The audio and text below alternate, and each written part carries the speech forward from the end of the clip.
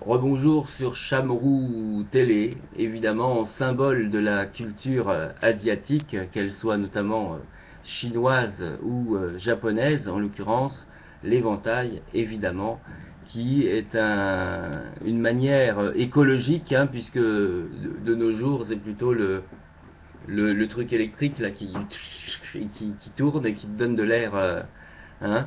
Et ben là c'est toi-même, hein, tu es ton propre moteur. Donc nous allons retrouver la revue Wattention, ou Wattention, puisque ça peut être également valable en français comme en anglais. Et on retrouve la page un peu plus loin dans la revue, la page consacrée au ramen, R-A-M-E-N, donc ramen les ramen, hein, ramen les ramen, la carte des ramen, pour présenter un peu vraiment la culture et la culture que personnellement j'apprécie beaucoup. Euh, il y en a au moins un du côté d'Opéra, qui est magnifique, hein, une petite boutique. Il faut vraiment, j'ai presque envie de dire, réserver sa place pour avoir une chance d'en manger. Donc trois astuces pour vos ramen, puisqu'on peut le faire soi-même, hein. Il s'agit en fait d'une soupe.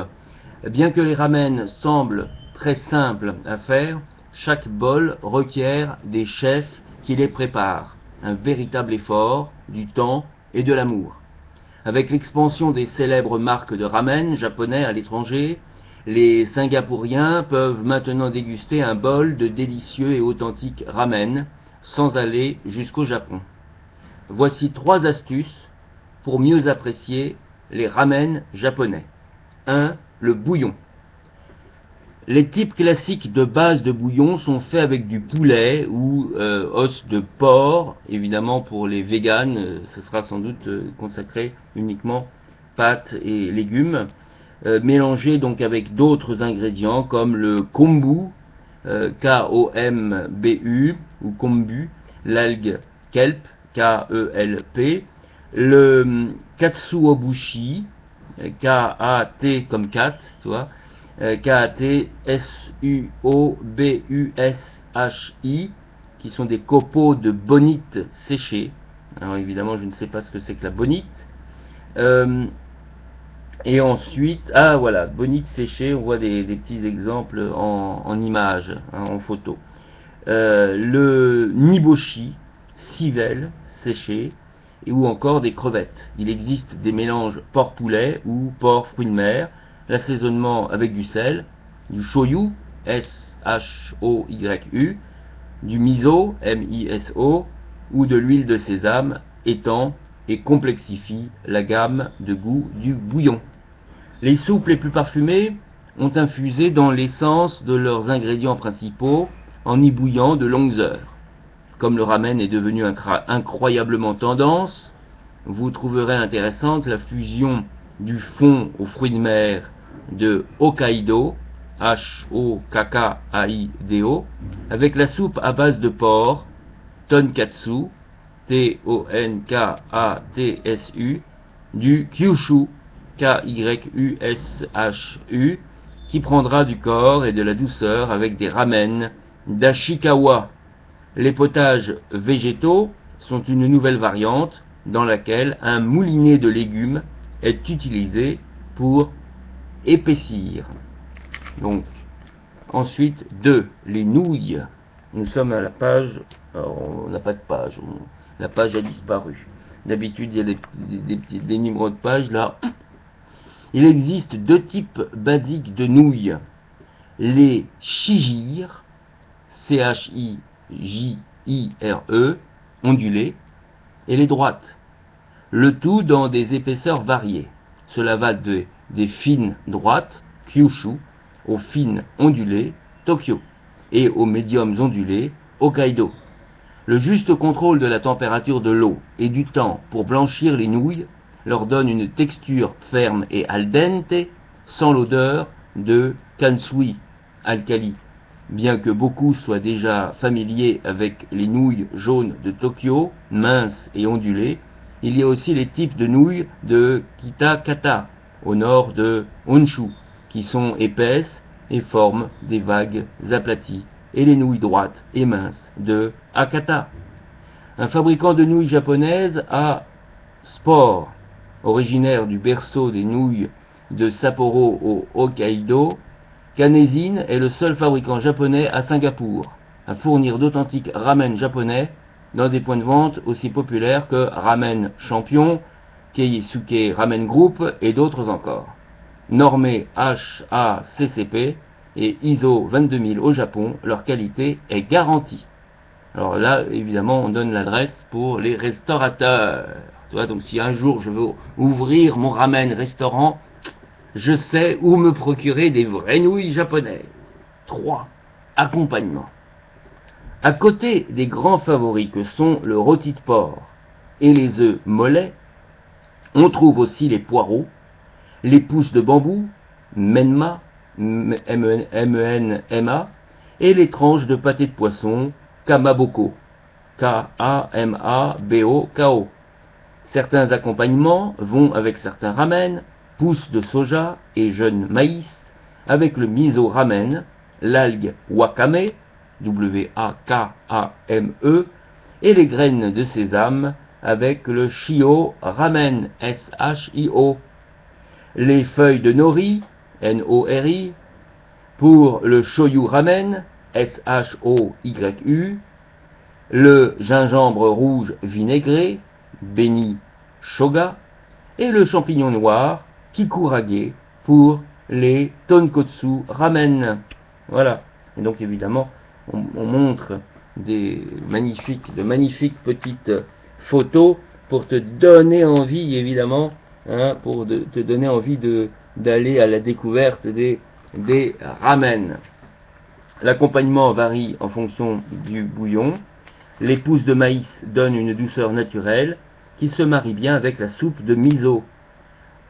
Pour les basiques, des tranches de filet de porc ou chachu, ou de la longe de porc braisé, ou butakuni, fondante en bouche, est délicieuse.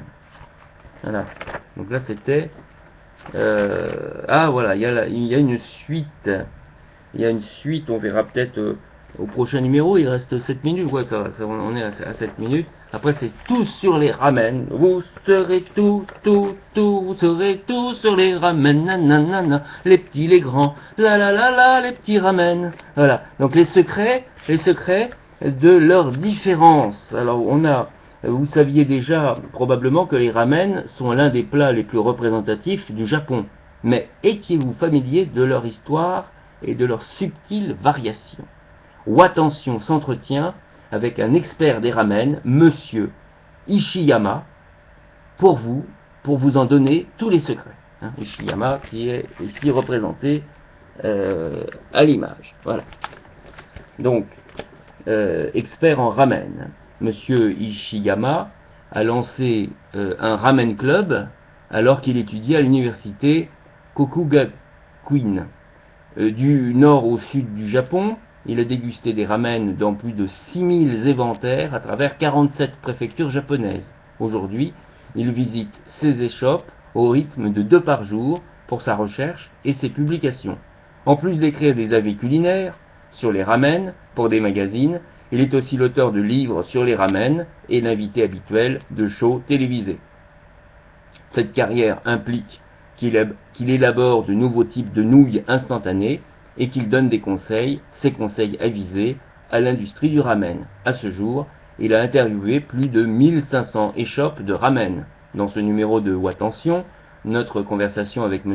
Ishiyama vous fait entrer dans le monde des ramen, leur histoire, leur style, et vous donne les meilleures adresses de ramen shop au Japon. Bienvenue sur Bug Télé, je vois que ça, pendant que je lis, il y a un arrêt sur image.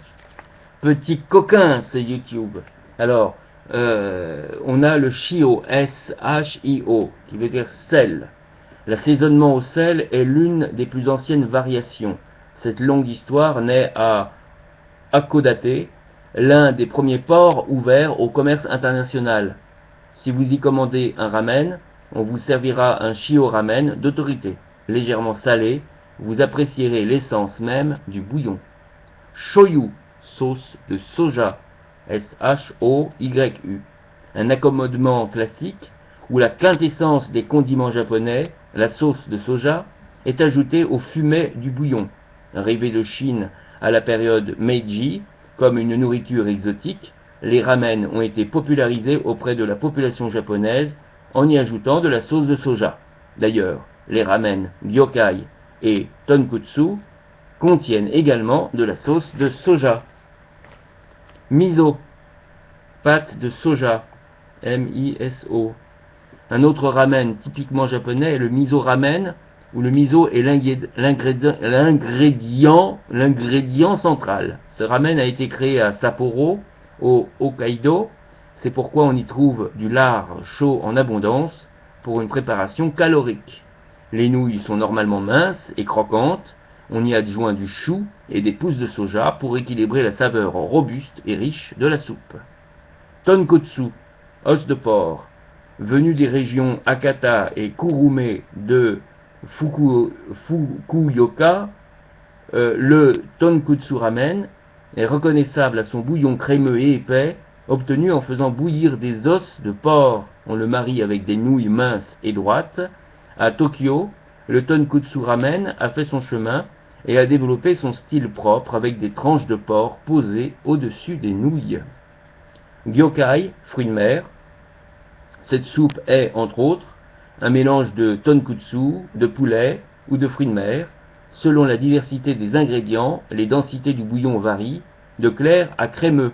Le Gyokai ramen est très répandu au Tohoku, tandis qu'à Tokyo, une variation appelée Gyokai Tonkotsu, on ajoute simplement du fumet de poisson au bouillon tonkotsu, est le plus répandu. Tori, poulet. Le ramen tori est une variation récente qui a gagné en popularité depuis l'an 2000. Le consommé crémeux est obtenu en faisant bouillir une carcasse de poulet ou un poulet entier. Le bouillon est doux, sans le goût amer qui est typique du porc. De plus en plus, les chefs garnissent leur ramen de poulet chachu ou de boulettes de volaille. Ushi, bœuf.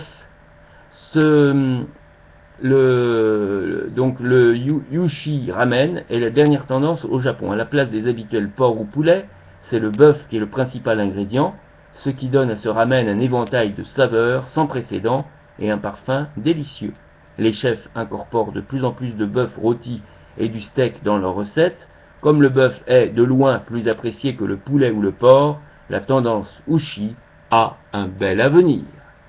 L'histoire des ramen, ce sera pour une prochaine sélection puisque nous sommes déjà à 12 minutes. Donc suite au prochain numéro de Wattension, version numéro 2, version Cham, version asiatique. Salut, sayonara.